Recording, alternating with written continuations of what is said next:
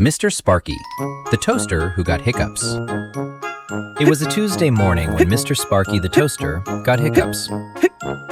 He turned purple. Out popped a bagel. I'm on vacation. Out popped My. a fridge. And out popped a grilled cheese sandwich. It turned purple again.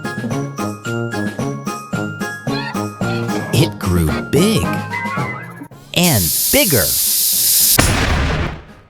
A baby elephant. Its name was Madison.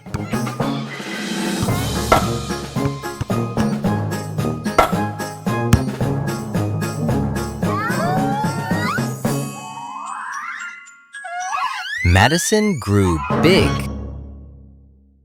His favorite color was blue. Like and subscribe.